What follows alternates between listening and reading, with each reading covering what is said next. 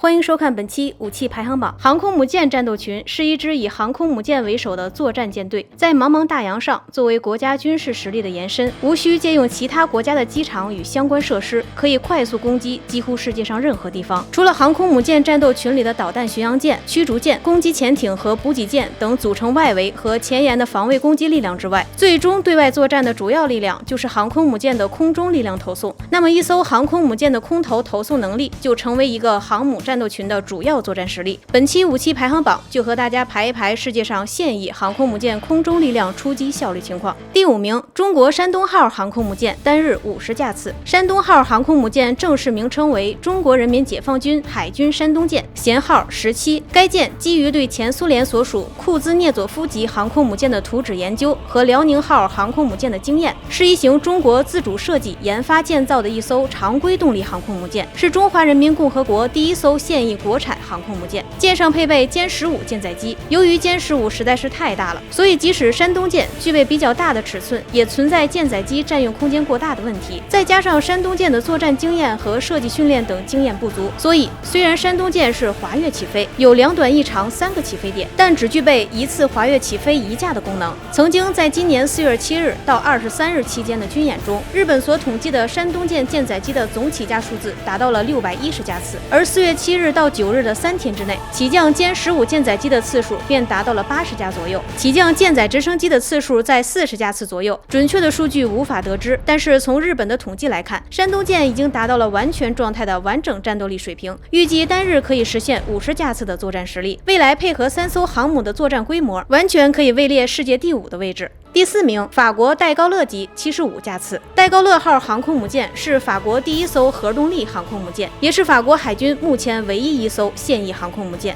作为美军核动力阵营之外的唯一一艘核动力航母，戴高乐号航母的排水量和尺寸并不是很大，满载排水量仅4.2万吨，连中国的辽宁号都不及。但是其舰载机的设计和配置基本上达到了作战能力。戴高乐号最多能容纳40架以上的飞机，正常编制包括24架法国阵风战斗机 M 型、4架空中预警机与5到6架的直升机，平均每日最多可出动75架次。中长期部署日出动架次接近60架次，一年能放飞2000架次的舰载机。这个作战实力基本上是达到攻防兼备的航空母舰的最低下限。曾经在印度洋参加美国主导的阿富汗战争，累计执行了140多次的侦察与轰炸任务，共计放飞770个架次，几乎刚刚投入不久就实现了实战战斗能力，可以说是非常神速。训练强度和舰载机放飞水平完全可以满足现代航母作战需求，故而排在第4名。第3名，英国伊丽莎白女王级航空母舰单日108架次。伊丽莎白女王级航空母舰为英国皇家海军最新型的大型航空母舰，本级舰大约65000吨排水量，被人称是英国有史以来建造的最大船舰和除美国外世界上最强航母。但是这只是英国自己的想法罢了，因为它并没有舰载机，所以英国找到了美国国防部，并表示一起参加联合打击战机计划。这波操作让英国可以参与到洛克希德 X-35 原型机与波音 X-32 原型机的选择过程，最终获得竞标的 X-35 原型机，也就是后来的 F-35 战斗机，也就自然而然地成为英国伊丽莎白女王级航空母舰的舰载机。此型航母采用的是垂直起降版本的 F-35B 构型，大约可以搭载36架 F-35B 战斗机，每次攻击周期2小时，由12架战机编成的攻击部队，每天出动12波次，极限情况下可以完成单日150个架次。如果需要持续出动战斗机进行作战，则可以维持首日出动108个架次，之后10天内每天持续出动72个架次的水平，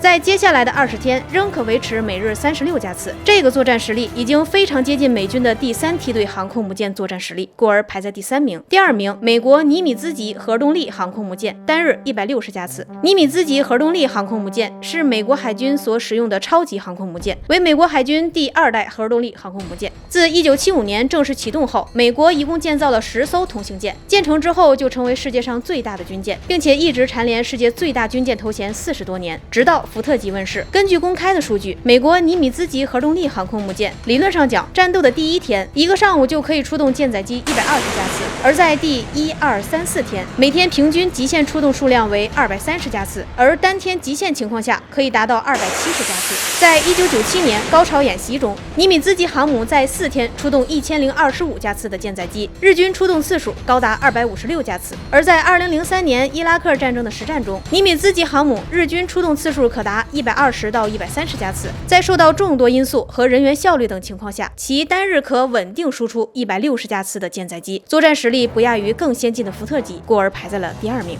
第1名，美国福特级核动力航空母舰，单日达到220架次。美军福特级核动力航空母舰的甲板布局比尼米兹更合理，在吨位和配置上都提升了一个台阶，其满载排水量达到了11.2万吨，整体造价更是达到了130亿美元，是美国海军有史以来造价最高的一艘舰船。舰上配备先进的现代化信息和管理系统，搭配电磁弹射器和先进阻拦装置，可以进一步减少人员配置的同时，提升飞机出动架次。理论上的单日极限出动次数可以超过300架次。短期任务时，日军出动次数为180到220架次，而在为期30天的作战部署中，美军福特级核动力航空母舰仍旧能维持160架次的日军出动次，所以在1个月的作战周期内，基本上可以达到4800架次的战机输出，堪称是一款海上移动机场，可以随时对付陆地和海上各类目标，故而排在第1名。总的来说，曾经的航空母舰是海上霸主，主宰着2战和冷战时期的海上地位。但是随着21世纪正在升级优化和不断进步的战舰，以及有能力进行超音速飞行和变轨飞行能力的导弹出现，在21世纪的用处正处于尴尬的境界。不过到目前为止，其还不算过时，依然是现在海上霸主一般的存在。本期武器排行榜到此结束，更多精彩武器视频和最新武器排行榜，欢迎关注武器大讲堂查看往期内容。我们下期见。